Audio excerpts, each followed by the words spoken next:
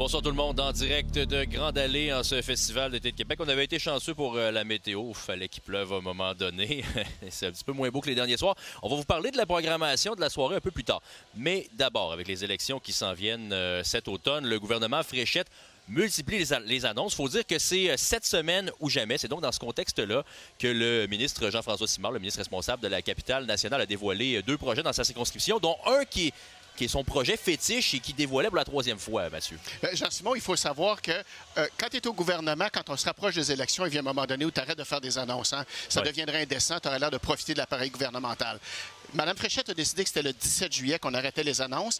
Le ministre de la Capitale-Nationale, qui est aussi député de Montmorency, à Beauport, Jean-François Simard, a compris que c'était maintenant ou jamais. Alors, il a sauté sur l'occasion, une annonce relativement bénigne ce matin de la CEPAC pour de l'aménagement paysager, pour ramener pour une 3e fois son idée d'hôtel sur le site du parc de la Chute Montmorency. En 2003, ça n'avait pas fonctionné. En 2014, ça n'a pas fonctionné non plus. Il demande à nouveau à la CEPAC de lancer un appel d'intérêt, donc pour un hôtel sur le site du parc Montmorency. Et si ce n'est pas géré par le privé parce que le privé ne voulait pas, ça pourrait être en partenariat ou peut-être même géré par la CEPAC. On l'écoute. Nous avons mandaté la CEPAC afin qu'elle fasse une étude d'intérêt requise pour évaluer la possibilité d'y construire un hôtel, soit en haut, soit en bas de la chute. Il y a déjà eu 2 appels d'offres qui avaient été réalisés par la CEPAC dans le passé. Ça n'avait pas suscité l'intérêt du marché. Il se peut qu'on fasse ça en déléguant ça au privé. Ça se peut qu'on le fasse en partenariat avec le privé. Ça se peut que la CEPAC le fasse seule.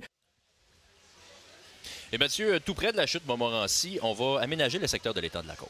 Oui, parce que là, si l'hôtel, c'est encore un rêve, l'aménagement des berges à Beauport, la 4e phase de la promenade de Samuel Le Champlain, ça va de l'avant. Ça avait déjà été annoncé en juin 2025, mais encore une fois, M. Simard saisit l'occasion d'annoncer un projet pour une 2e fois. Et là, nous dit qu'à l'automne, il va y avoir les devis, les plans préliminaires pour aménager l'étang de la Côte. Ça, c'est l'espèce de grande mare qu'il y a entre l'autoroute du Frère-Montmorency et le boulevard Sainte-Anne, tout juste à l'est de l'autoroute de la capitale.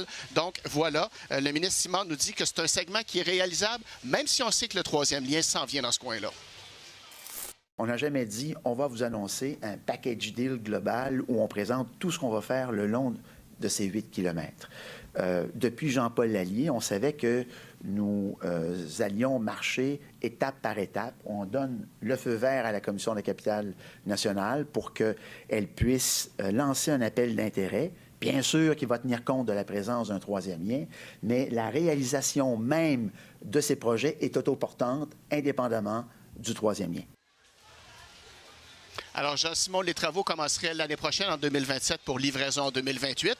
Et pour ce qui est du segment qui est entre la baie de Beauport et cet étang de la Côte-là, on est encore dans le néant. On ne sait pas ce qui va arriver avec l'autoroute du Frère-Montmorency. On ne peut pas avancer. Merci, Mathieu. Je t'en prie. Bonne soirée.